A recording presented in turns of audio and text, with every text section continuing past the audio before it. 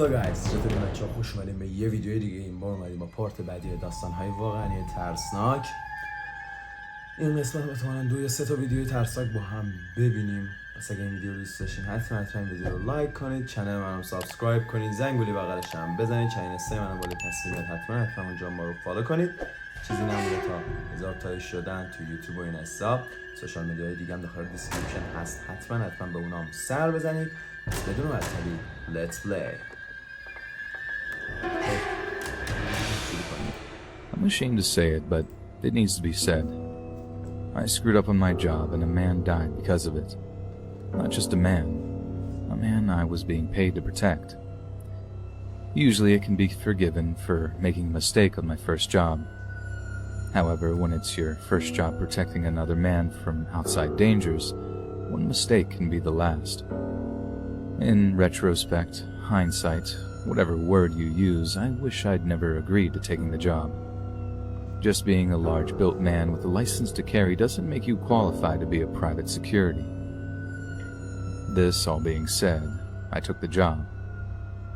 The client losing his life is a direct result of my negligence.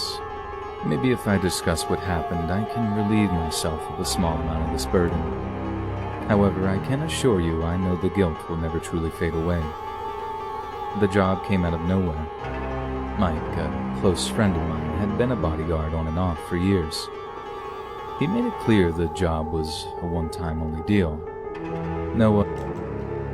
هیچ وقت قانون داشتن بادیگارد رو درک نکردم. تو بادیگارد میگیری که در امان باشی، ولی بالعکس می چه اتفاقی میفته؟ بیشتر در خطر میفتی. چرا؟ چون اون بادیگارد باید جونت رو نجات بده. و وقتی هم که کسی نباشه که جونتو تهدید کنه، در واقع داشتن بادیگارد چون دفعیه تو در خطر باشی که پولمون در بیاد. این منطقه عجیبیه که این بادیگاردا دارن. Other guys he knew were available on such short notice. His next client was coming into town in the morning. Mike needed someone with a carry permit to back him up. He knew I had one, so I got the call. He assured me it wasn't a dangerous situation, but he liked to have another guy to watch his and the client's back. I was somewhat nervous initially, but the money I was offered was too good to pass up. We met up at his place later that night. He gave me... خب این یعنی حالا این تیپ یارو نشون میده که این خودش هم بادیگارده دیگه. نها کن نوشته تو لباسشون دقیقا نوشته لباس رفیقشو داره و از یه هسپریو اخی خیلی خواه نمیدونم چرا خمیازم گرفته. از این هسپریو هم داره الان نمیدونم. Rough outline of what I was expected to do. Once it had been all laid out before me, it seemed simple enough. Although this would be his first time with this particular client, he assured me once more it would be simple. After all, the guys with the real problems always had their own staff. Our client was a regular suit and tie in town for some business. 4 hours of work and he...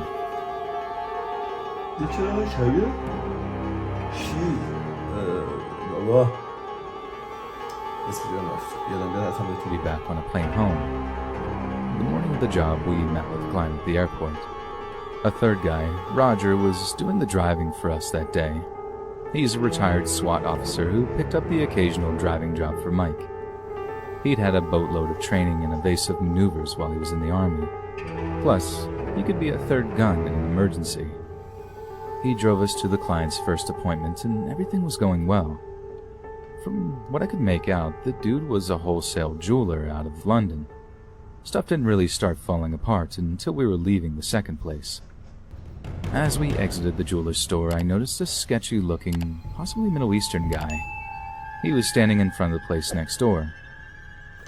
خیلی جالبه. کلا خارجی‌ها آدمای خاورمیانه‌ای رو به افرادی میگن که تقریبا یه مقدار پوست برنزه یا سبزه دارن. مثلا مثل کیا؟ مثل هندیا، مثل برخی از دیگه. مثل من فکر کنم تقریبا منم برنزه، منم سبزه محسوب میشم. اینا رو به عنوان افراد خاورمیانه‌ای میگیرن و چی بگم والا، به خاطر این فکر کنم سر همین آفتاب خوردن و خشکی بودن بیشترش. When he noticed us leaving, he pulled a knife from his pocket and ran towards us. Before he could get anywhere near us, I instinctively moved toward him. He turned and ran, and I foolishly gave chase. I'd gotten somewhere around 30 yards and heard a barrage of gunshots behind me. I turned around just in time to see Mike go down. The client was already on the ground and wasn't moving. Roger.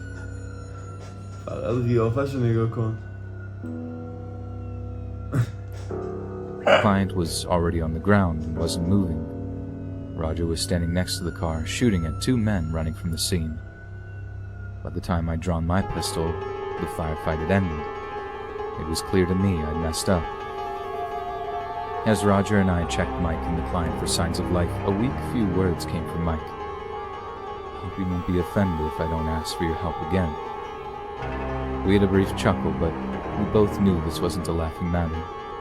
Roger confirmed that the client was in fact dead. I rode to the hospital with Mike, and Roger stayed behind with the cops. This big mess made no sense. I knew I could trust Mike. He said the client indicated no current danger to his life. We were supposed to be only there to prevent robberies.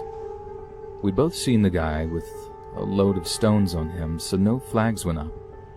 Regardless, considering the number of guys in on the hit, I had a strong feeling we didn't get the whole story.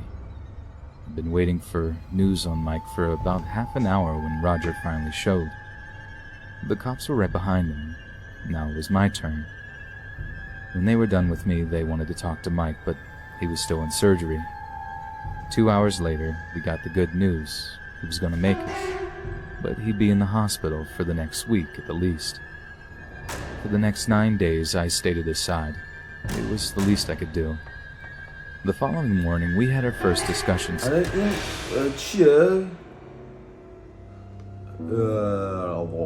بیمارستان تخت چوبی الکی.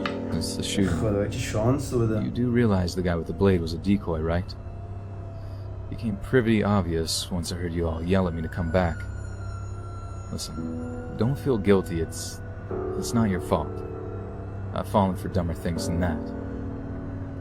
We continued our talk for a while until Mike fell asleep. No matter what he said, though, I'd always feel bad. A man lost his life, after all. The detectives showed up later that day and pumped him for any new info, but Mike had none. Mike was released 8 days later. Neither of us heard anything new until Roger called Mike 5 days later with some inside information he'd gotten from one of his pals. The client had been far from honest with us. He had hired us because he was involved in a deal with some men in which he screwed them out of $100,000. They had made it known if he was to return to the States, he'd be whacked. If Mike would have known this beforehand, he wouldn't have taken the job. That's likely why the dirtbag kept it quiet. Somehow this bit of info had made it past the background check. Nonetheless, even a crook doesn't deserve to be sprayed with bullets on a public street. We were only hearing it from their side.